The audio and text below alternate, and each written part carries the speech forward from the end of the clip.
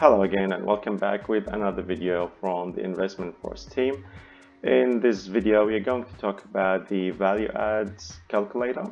This calculator is usually used when we want to do some renovation to the property we own, and we want to know how the cost and equity uplift plus the rental uplift will affect the big picture here. So let's, for example, say at year 4, we decided to do some work to the property. So let's say it's a renovation and then the cost will be, say it's about 50,000.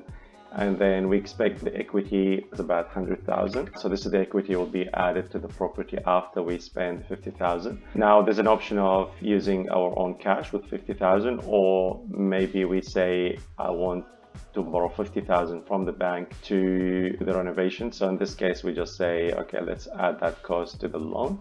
And with the weekly rental uplift, we expecting the rent to go up by say $100 per week. And then the project probably going to take about 8 weeks to finish. And during of this 8 weeks, we expect to lose about $4,320. So let's save that.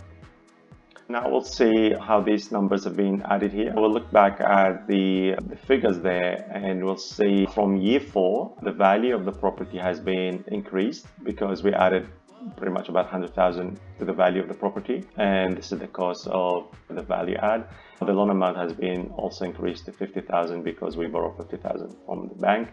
And so you'll see all these figures have been affected one way or another. The total value after 10 years, it's almost 1 mil versus it used to be around 860,000.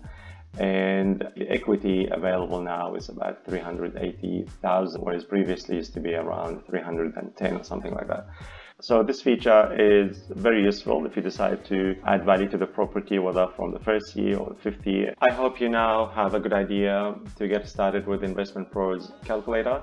Please let us know your feedback, or if you have any features that we can add to the calculator and make it more useful. Thanks again for watching, and we'll see you on the next video.